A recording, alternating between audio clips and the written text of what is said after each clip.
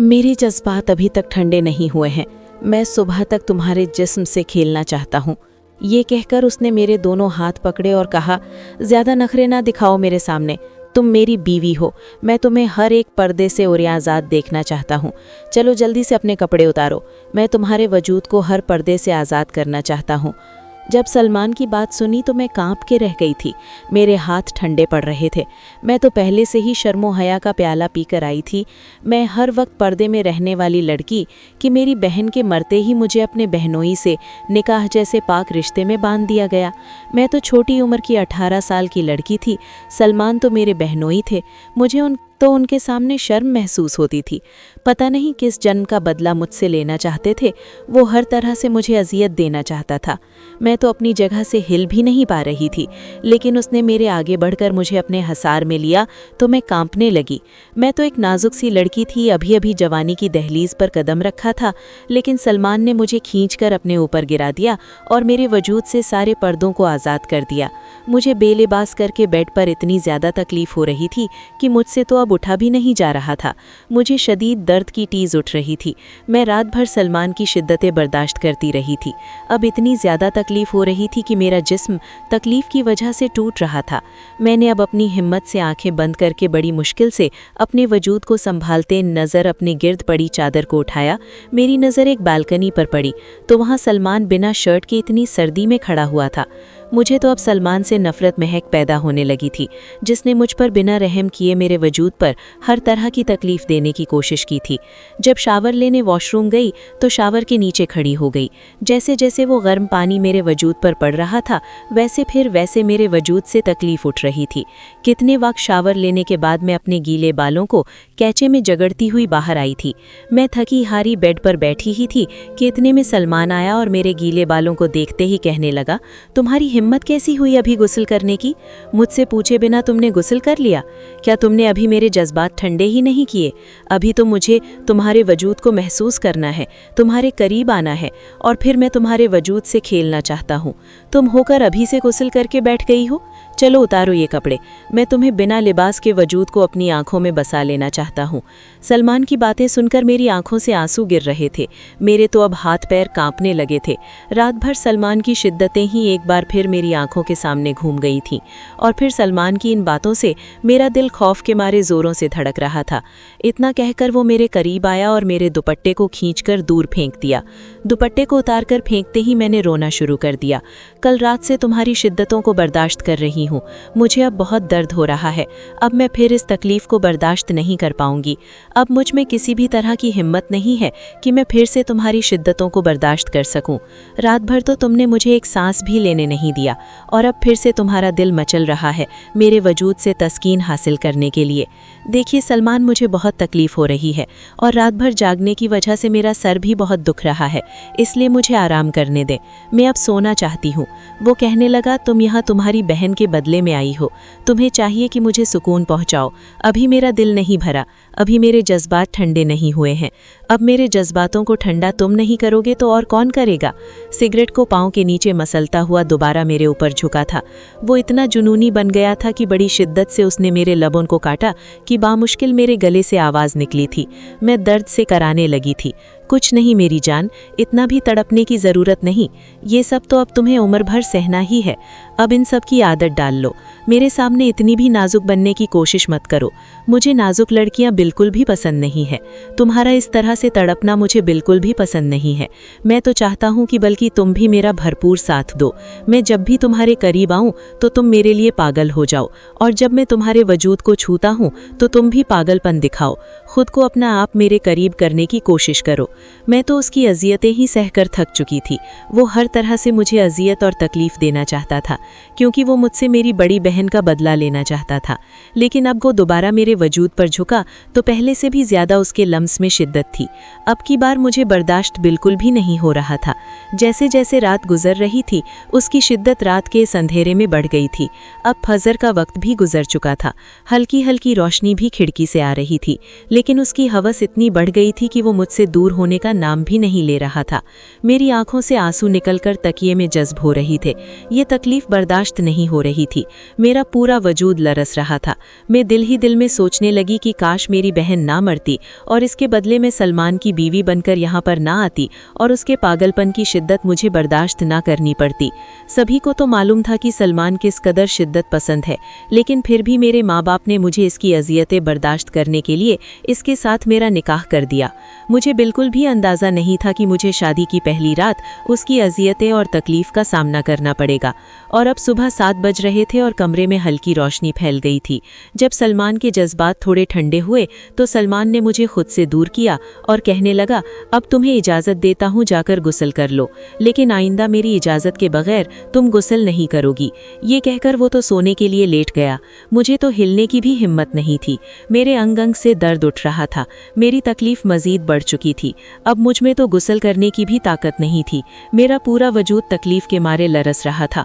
आंखों में आंसू लिए लड़खड़ाते कदमों के साथ गुस्ल करके वापस आए और थोड़ा सा आराम करने के लिए दूसरी तरफ आकर करवट सोने के लिए लेटी ही थी कि सलमान फिर से मेरे करीब आया। मुझे तो मन ही नहीं हो रहा तुमसे दूर होने का। तुम्हारा खूबसूरत नरम व नाजुक वजूद एक है कि रात में मुझे इतना पागल कर दिया है कि मन तो करता है तुम्हारे वजूद से एक लम्हे में पीछे न हटूं और तुम्हें अपने हसार में लेते हुए मुझे जो सुकून मिल रहा है एक लम्हे के लिए भी ना तुम्हें बख्शूं। वो गहरी नींद में रहते हुए भी इस तरह की बातें कर रहा था। उसने तो मुझे शादी की पहली रात इतनी अजियतें और तकलीफें पहुंचाई थीं। अभी तो बस शुरुआत हुई, लेकिन मुझे नहीं पता नहीं उस जबरदस्ती के बनाए गए रिश्ते में मुझे फिर से कितनी अजियतें और शिद्दतों को बर्दाश्त करना पड़ेगा। मुझे तो इतनी तकलीफ हो रही थी कि 1 मिनट के लिए भी सो नहीं पाई थी। तकरीबन 10 बज चुके थे और इतने में शावर लेकर कमरे से बाहर आई और सीधा किचन की तरफ गई तो मेरी सास किचन में खड़े नाश्ता बना रही थी। और जैसे ही उसकी नज़र मुझ पर पड़ी तो वो मुस्कुराते हुए कहने लगी, आओ बेटा, मैं कब से तुम्हारा इंतजार कर रही थी। सलमान कहाँ है, अभी तक नहीं जागा क्या? मैंने ना सही हिला दिया। फिर मैं खामोश हो गई। अच्छा चलो तुम नाश्ता कर लो, मैं सलमान को जगा देती हूँ। नहीं खाला जान, आप रहने दें, मैं खुद नाश्ता कमरे में ले जाऊंगी और वहीं पर साथ में बैठकर नाश्ता कर लूंगी।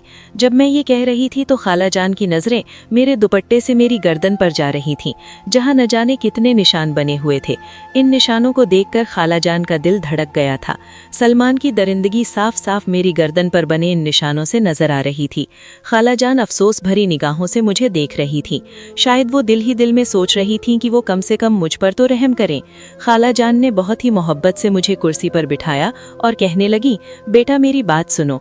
वो अपनी आंखों में आंसू भरती हुई कहने लगी, देखो बेटा, तुम्हें सब्र करना होगा। तुम तो सब कुछ जानती हो कि सलमान पहले से ही कितना जुनूनी है। बस खानदान की इज्जत बचाने के लिए हमें मजबूरी में तुम्हारी शादी सलमान से करनी पड़ी, लेकिन तुम्हें हिम्मत से काम लेना होगा। तुम्हें अपनी मोहब्बत से ही सलमान का दिल जीतना होगा, क्योंकि तुम्हारी बहन ने जो किया था उसके बाद से तो उसे औरत सास से नफरत है।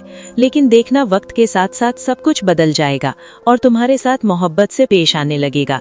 बस तुम्हें चाहिए कि उसकी हरकतों पर सब्र करना होगा। खाला जान मेरे दुपट्टे को सेट करते हुए मेरी गर्दन के निशान को छुपाने की कोशिश कर रही थी, ताकि सलमान की दरिंदगी किसी के सामने ना आए। एक लम्हे के लिए मेरी आंखों में आंसू भर गए थे। मेरा दिल दुख से भर गया था। मैं खाला जान के गले लगकर बहुत शिद्दत से रोने लगी थी। खाला जान, मैं ये बिल्कुल बर्दाश्त नहीं कर सकती। मुझे सलमान की शिद्दतों से बहुत तकलीफ हो रही है। एक ही रात में उन्होंने मेरी हालत खराब कर दी। फिर मैं कल से हर दिन उनकी शिद्दतों को बर्दाश्त कर पाऊंगी? मैं इतनी तकलीफ को बर्दाश्त नहीं कर पाऊंगी। मैं तो मर ही जाऊंगी। सलमान ने तो मुझ पर थोड़ा भी सा रहम नहीं किया। बस वो मेरे वजूद पर अपनी तस्कीन हासिल करना चाहते हैं। पता नहीं ये एक ही रात में उन्होंने मेरे साथ कितनी दफ़ा। खाला जान, मैं ये सब बर्दाश्त नहीं कर पाऊंगी। उनके अंदर तो बहुत हवस है। अगर अपनी हवस को नहीं निकालेंगे तो वो बहुत ही जज्बाती हो जाते हैं। खाला जान, मैं आपको ये बताना तो नहीं चाहती थी, लेकिन मैं मजीद उनसे कुछ कहती। खाला जान ने मुझे खामोश करवा दिया और खुद से अलग किया तो सामने सलमान खड़ा हुआ था। उसको देखकर तो मैं घबरा गई थी। सलमान की आंखों में तो खून उतरा हुआ था, लेकिन उसने खालाजान के सामने कुछ भी नहीं कहा। फिर खालाजान ने हमें नाश्ता देकर कमरे से चली गई थीं। बाहर तो वलीमे के फंक्शन की तैयारियां हो रही थीं। इतने में सलमान गुस्से से कहने लगा, कमरे में आओ, मुझे तुमसे कुछ ज़रूरी बात करनी है। उसका लहजा देखकर तो मेरे रोंगटे खड़े हो गए। जी वो मैं खालाजान से बस वलीमे के फंक्शन के बारे में ही बातें कर रही थी। वो मैं घबराते हुए बात को बदलने की कोशिश कर रही थी। मुझे ये सब तुम्हारी फिजूल बातें नहीं सुननी, जितना कहा है उतना करो। तुम्हें कमरे में बुला रहा हूँ, तो कमरे में आओ। मैं सलमान की नीयत से तो अच्छी तरह से वाकिफ थी। मुझे उसकी आंखों में हवस नजर आ रही थी। वो तो मुझसे शादी नहीं करना चाहता था, लेकिन इसके बावजूद भी इस रिश्ते को जी जान से निभाने पर तुला हुआ था। मैं जैसे ही कमरे में दाखिल हुई, सलमान ने गुस्से से कमरे का दरवाजा बंद किया, फिर मुझे बाजू से पकड़कर बेड पर धक्का दिया। फिर कहने लगा, तुम्हें किसने बोला था कि अपने कमरे की बातें मेरी माँ को बताओ? मियाँ और बीवी के बीच में जो भी होता है उसे किसी के सामने जाहिर नहीं करना चाहिए। मियाँ बीवी का रिश्ता ऐसा होता है कि बीवी को शौहर की शिद्दतें बर्दाश्त करनी पड़ती हैं। सलमान ने तो मेरे बालों को अपने हाथों में दबोचते हुए गुस्से में कहा तो मैं रोने लगी। लड़खड़ाते हुए जबान से कहने लगी, नहीं सलमान, मैंने खालाजान से कुछ भी नहीं कहा। उन्होंने तो मेरी गर्दन पर ये निशान देखकर खुद से पूछा था। मैंने अपनी गर्दन से दुपट्टे को साइड पर किया और निशान सलमान को दिखाने लगी, जहां पर अनगिनत निशान बने हुए थे। तो क्या हुआ, ऐसे निशान ही हैं, लेकिन तुम्हें चाहिए था कि ये निशान अपने दुपट्टे से छुपाओ, लेकिन तुम तो चाहती ही ये थी कि ये निशान मेरी माँ को नजर आए। उसने मेरे जबड़े दबोचते हुए बोला, देखिए सलमान, अब आप मुझ पर ये इल्जाम नहीं लगा सकते, इसमें मेरा कोई कसूर नहीं है। तुम मेरे सामने इतनी भी मासूम बनने की कोशिश मत करो। मैं अच्छी तरह से जानता हूँ ये शरीफ नजर आने वाली लड़कियां किस कदर चालाक होती हैं। मुझे बेवकूफ़ बनाने की कोशिश मत करना मेरी जान, तुम्हारी रग रग से वाकिफ हूँ। वो ये कहकर सलमान मेरे दुपट्टे को मेरे वजूद से अलग करने लगा। सलमान, ये आप क्या कर रहे हैं? मुझे फिर से आपकी शिद्दतों को बर्दाश्त करने की हिम्मत नहीं है। आपकी हवस भरी दरिंदगी मैंने रात भर बर्दाश्त की है। मैं खुद को सलमान के हसार से छुड़वाने की कोशिश करने लगी, लेकिन वो जबरदस्ती फिर मेरे ऊपर झुकता चला आया। बाहर से न जाने कितनी देर तक मुलाजिमा दरवाजे पर दस्तक देती रही, हमें बाहर बुलाती रही, लेकिन सलमान ने तो मुझे उठने ही नहीं दे रहा था। वो तो अपनी शिद्दत करने, वो तो बस तुला हुआ था। फिर मैं फिर से उसकी शिद्दत को सहते सहते इंतहा पर पहुंच गई थी। वो तो मुझसे अपना हक वसूल करके शर्ट डालकर कमरे से चला गया। मैं फिर से बेड पर बेजान सी पड़ी हुई थी। बार बार उस जगह को इस्तेमाल करने से मुझे तकलीफ हो रही थी। एक बार फिर से मैं गुस्ल करने गई। मेरी आंखों में बहते आंसू मेरी तकलीफों को बर्दाश्त करते बाहर निकल रहे थे। गुस्ल करके मैं बेड पर बैठी हुई थी। बाहर नंद मेरी दरवाजे पर दस्तक देने लगी थी। कमरे का दरवाजा खुला तो मरियम कहने लगी, भाभी आपको कब से अम्मा बुला रही हैं और कब से मुलाजमा दरवाजे पर दस्तक दे देकर चली गई? और क्या फिर से आपने गुस्ल किया है? क्या बात है भाई, लगता है भाई ने आपको फिर से। आपको पता है आपकी बहन पर भी ऐसे ही भाई शिद्दतें करते थे। ऐसा एक दिन नहीं हुआ जब भाई ने आपकी बहन यानी भाई की पहली बीवी से अपना हक वसूल किया ना हो। रात रात भर आपकी बहन की चीखें इस कमरे से बाहर निकलकर घर में गूंजती थी। आप यकीन करें, उसे इस बुरे तरीके से भाई आपकी बहन से पेश आते थे। अब मुझे तो तुम्हें देखकर ऐसा लग रहा है कि तुम्हारा भी अब यही हाल होने वाला है, लेकिन तुम्हें हिम्मत करनी होगी। मरियम की बातें सुनकर मुझे घबराहट महसूस हो रही थी। भाई तो कभी कभी आपकी बहन पर हाथ भी उठाते थे। तुम्हें सब्र करना होगा। भाई ने तो तुम्हारी बहन पर भी रहम नहीं किया, और वो बिल्कुल वैसे ही रवैया तुम्हारे साथ अपनाएगा। बिल्कुल भी तुम पर रहम नहीं करेगा। जो तुम्हारी बहन ने भाई के साथ धोखा दिया, उसका बदला वो तुमसे जरूर लेगा। लेकिन मुझे तुम पर तरस आता है, क्योंकि तुम हमारी खाला की बेटी हो। लेकिन तुम्हारी बड़ी बहन ने जो मेरे भाई के साथ किया, वो तुमसे बदला लेकर ही रहेगा।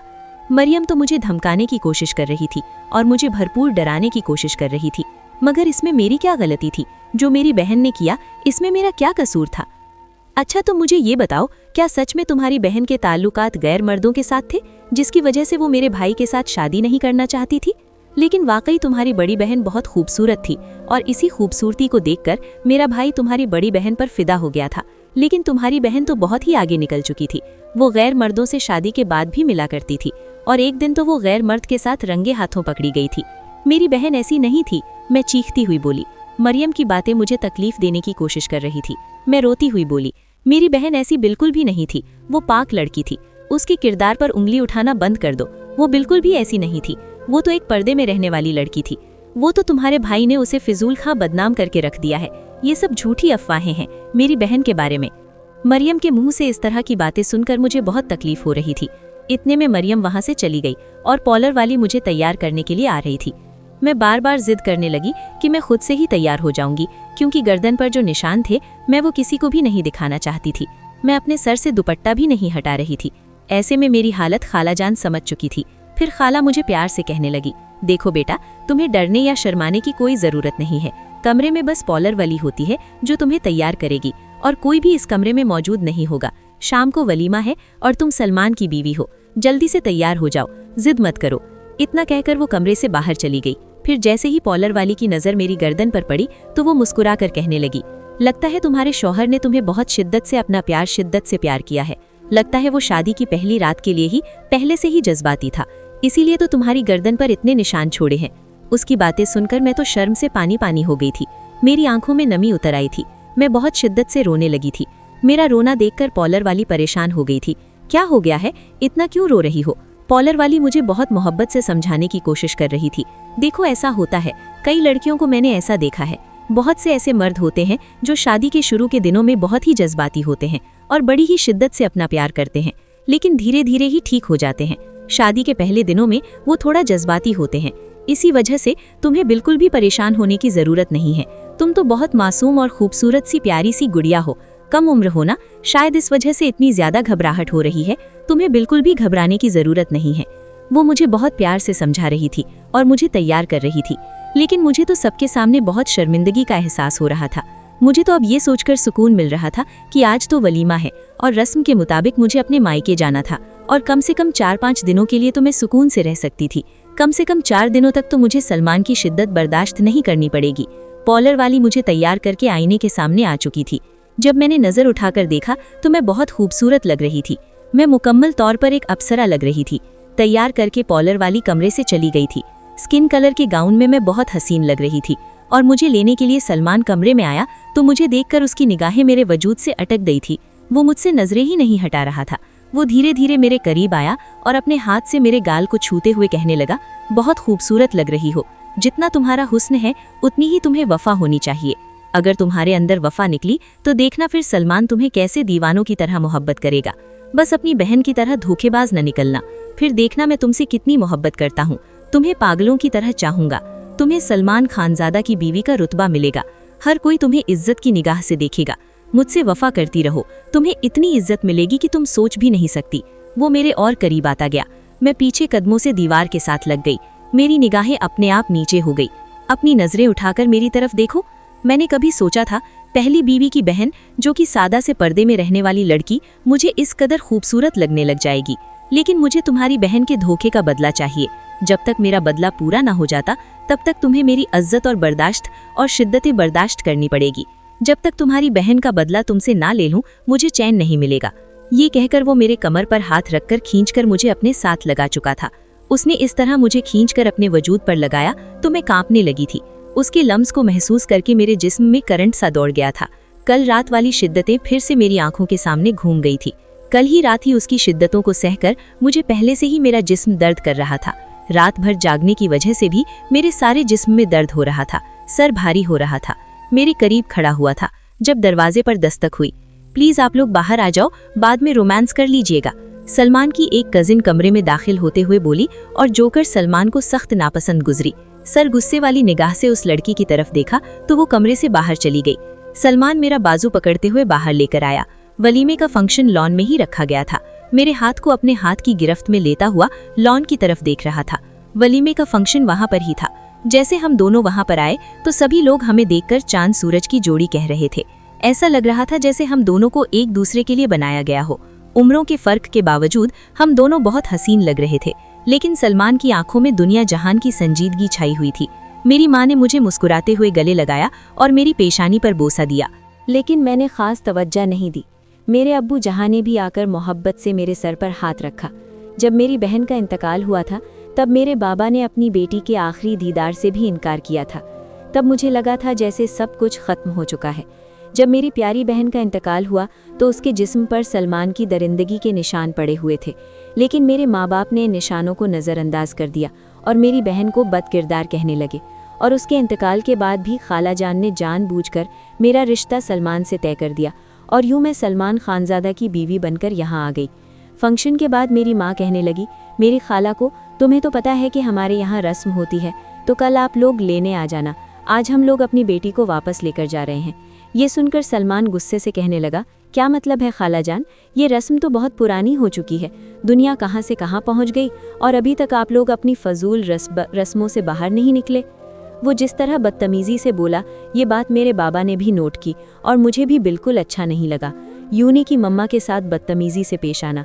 इससे पहले कि वो मज़ीद कुछ कहता, खाला जान कहने लगी, शायद सलमान अभी नहीं भेजना चाहता, तो इस वजह से मैं रिदा को आप लोगों के साथ नहीं भेज सकती।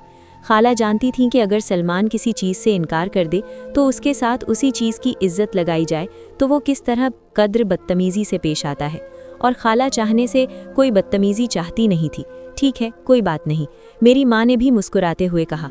उनकी मुस्कुराहट में जो दर्द और तकलीफ़ था वो मैंने अच्छी तरह महसूस किया था, लेकिन मुझे अफसोस था।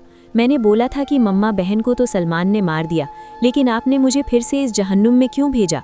आप तो जानती थी सलमान का नेचर कैसे है, आप तो वाकिफ़ थी ना इसकी नेचर से, लेकिन फिर भी इज्जत बचाने की खातिर सलमान के साथ शादी करवा दी।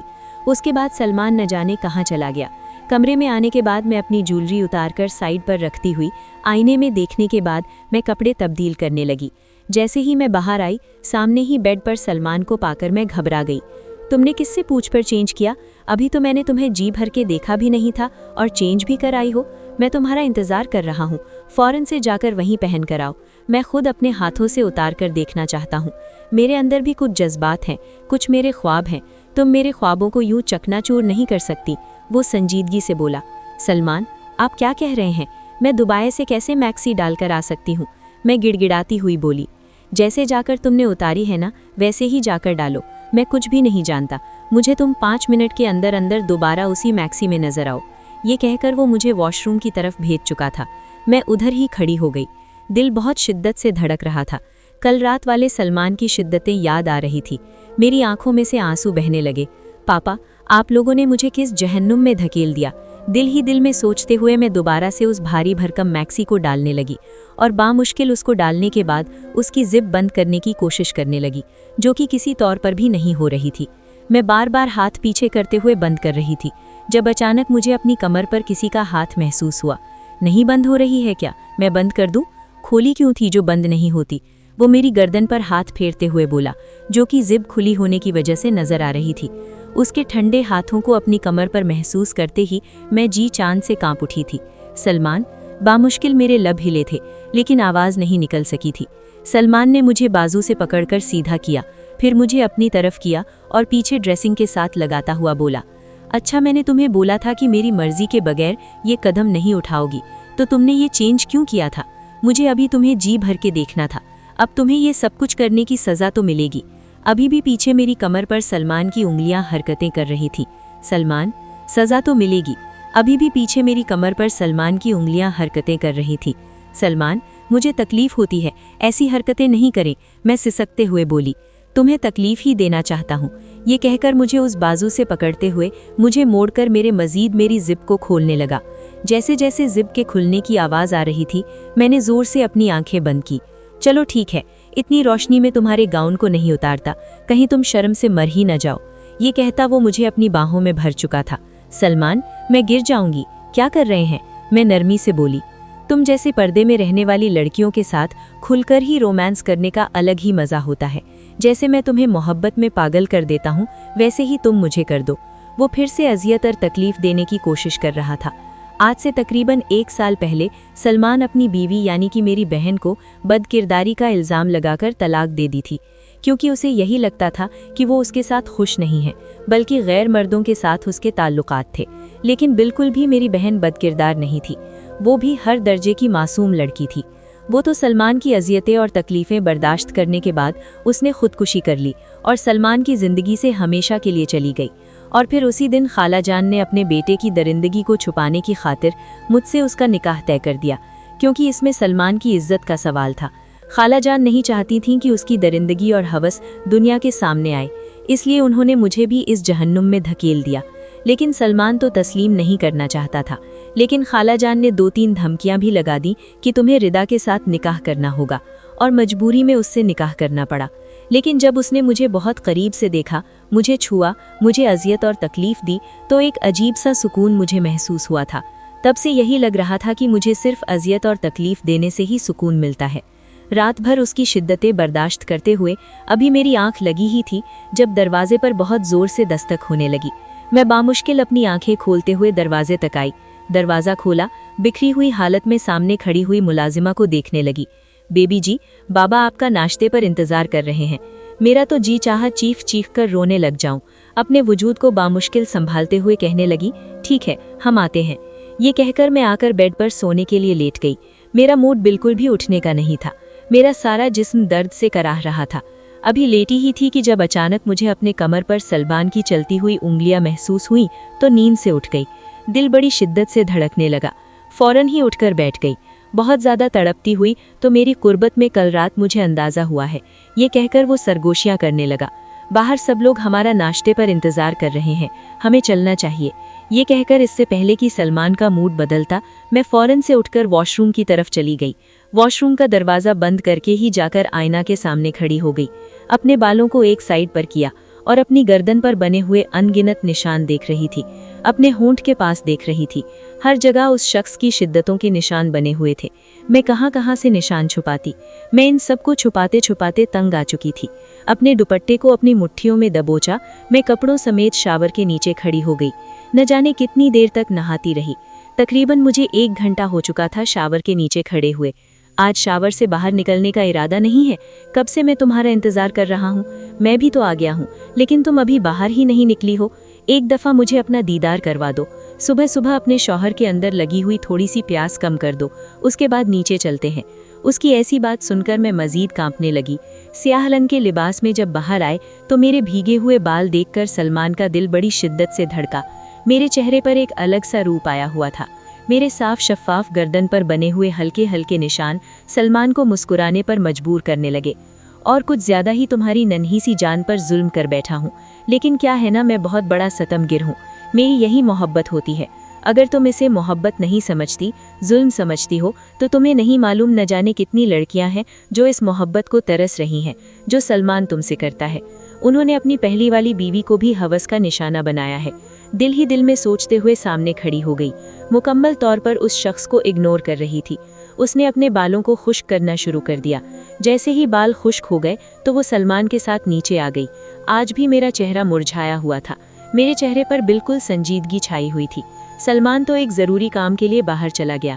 तभी खालाजान कमरे में आई और मुस्कुराते हुए कहने लगी, आज मैंने ही तुम्हारी माँ को बुलाया है, तुम उनके साथ चली जाओ। सलमान तो आज घर पर नहीं रहेगा, ज़रूरी काम से वो बाहर जा रहा है।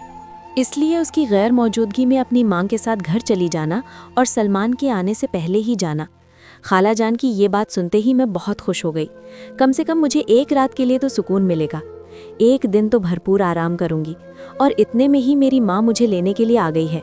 मुझे डर भी महसूस हो रहा था क्योंकि मैंने सलमान से बिना पूछे खालाजान की बात पर अपने मायके चली आई थी। जैसे ही मेरी माँ ने मुझे देखा तो उनका चेहरा मुझे देखते ही संजीदा हो गए थे। वो मेरे चेहरे को देखकर पहचान गए थे कि मैं कितनी रातों से सोई नहीं थी।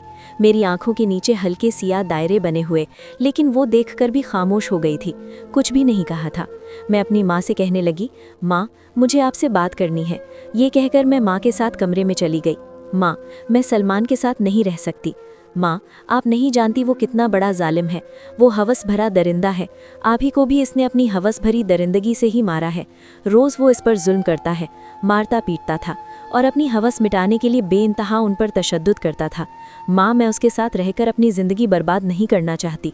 मैंने अपने गले का दुपट्टा हटाकर अपनी गर्दन पर बनी दरिंदगी के निशानों को माँ को दिखाया। माँ, मैं मज़ीद तकलीफ़ बर्दाश्त नहीं कर सकती। माँ, इन 2 दिनों में ही उसने मेरी हालत ख़राब कर दी। उसने मेरे एक ही रात में कई दफ़ा सुबह तक, माँ अब एक दिन भी मैं इसके साथ रही तो मैं मर जाऊंगी, सिसकते हुए बोली। देखो बेटा, मैं मानती हूँ वैसा जालिम है और तुम पर तशद्दुद करता है, लेकिन ख़ानदान की इज्जत का सवाल है। तुम्हारी बहन के किरदार पर उंगली उठी है, उसकी खातिर कोई भी तुमसे शादी करने के लिए राज़ी ही ना होता। वो तो ये था जो तुम्हें अपनाया है, वरना तुम्हारी बड़ी बहन की वजह से तुम्हारी भी ज़िंदगी बर्बाद हो जाती। और तुम कल से शौहर की बुराई कर रही हो। अल्लाह ने मना किया है कि बीवी और शौहर की बातें किसी के सामने नहीं करनी चाहिए। ये तुम्हें और ये सब कुछ बर्दाश्त करना होगा। माँ, मैं एक पल के लिए भी सलमान के साथ ज़िंदगी नहीं गुजार सकती। मैं उससे खुला ले लूँगी और अब कभी भी उसके घर नहीं जाऊँगी। ये सब बातें मेरे बाबा कमरे के बाहर खड़े होकर सुन रहे थे। उन्होंने आकर मेरे गाल पर खींचकर तमाचा दे मारा। मैं सिसक के रह गई थी। क्या मैंने तुम्हें यही सिखाया है कि अपने शौहर से ऐसा करो? तुम्हारी बड़ी बहन ने न जाने क्या गुल खिलाए थे कि आधी जवानी में ही चल बसी, और अब तुम होकर अपने शौहर से खुला लेना चाहती हो? तुम्हारी हिम्मत कैसी हुई ऐसा सोचने की भी? खबरदार इससे घटिया बात अपनी जुबान पर लाने की कोशिश भी की तो रात रुको, कल तुम वापस अपने शौहर के घर चली जाओगी, और अगर आइंदा तुमने ऐसी बात करने की कोशिश की तो हमारा मरा हुआ मुंह देखोगी। मेरी माँ बेबस होकर खड़ी थी। उनकी हिम्मत नहीं थी बाबा के सामने कुछ भी कहने की। मैं तो बाबा की बातें सुनकर दुखी सी हो गई थी। बाबा के जाने के बाद अपनी माँ के गले लगकर फूट फूट कर रोने लगी, और माँ ने लाख समझाने की कोशिश की, लेकिन मैं अपनी किस्मत पर रो रही थी। जैसे ही ये सुबह हुई, मैं ससुराल आ गई। मेरी हर उम्मीद टूट चुकी थी। मेरा कोई सहारा नहीं था। हर रात सलमान मुझसे अपना हक वसूल करता, तो वो ज़बरदस्ती करके अपना हक वसूल करने में तुला होता। मैं तो तंग आ गई थी, लेकिन मेरी ज़िंदगी की डोर मेरे हाथ में नहीं थी। हर वक्त मुझे सलमान की शिद्दत बर्दाश्त करनी पड़ती थी। एक रात भी ऐसा नहीं था कि सलमान मुझे सुकून से सोने देता। शादी को 3 माह हो गए। इन 3 माह में सलमान ने मेरी हालत ख़राब कर दी थी। मुझे तो घर का काम करने की भी हिम्मत नहीं थी। बार बार मेरी हालत बिगड़ जाती और कमज़ोरी महसूस होती। एक दिन सलमान का मूड तब्दील हो गया। वो धीरे धीरे बदलने लगा था। अपने रवैया मेरे साथ ठीक करने लगा था। शायद उसे मुझसे मोहब्बत हो गई थी। फिर एक दिन उसने ऐसी बात कही जिसे सुनकर मुझे उसकी बातों पर यकीन नहीं आ रहा था। उसने मेरा हाथ पकड़कर कहा, रिदा, तुम बहुत अच्छी लड़की हो। वो तुमने मेरी शिद्दतों को बर्दाश्त किया है, वो शायद कोई लड़की भी नहीं बर्दाश्त कर सकती थी। तुमने मेरे सितम को बर्दाश्त करके मेरा दिल जीत लिया है। अब मैं तुम्हें पूरी तरह से आज़ादी देता हूँ कि तुम चाहो तो मेरे साथ रहकर ज़िंदगी गुजार सकती हो या फिर खुला ले सकती हो। मैं तुम पर सितम नहीं कर सकता। मैं किसी और का बदला तुमसे नहीं ले सकता। अपनी मर्जी से तुम जिंदगी गुजार सकती हो। अब तुम्हें पूरी आज़ादी है। उसकी बातें मुझे ख्वाब वाली दिखाई दे रही थी। ये मुझे क्या कह रहा था? मुझे कुछ भी समझ नहीं आ रहा था, क्योंकि मुझ पर बेहोशी तारी हो गई थी, और कब मुझे अस्पताल ले जाया गया मुझे कुछ भी नहीं पता था।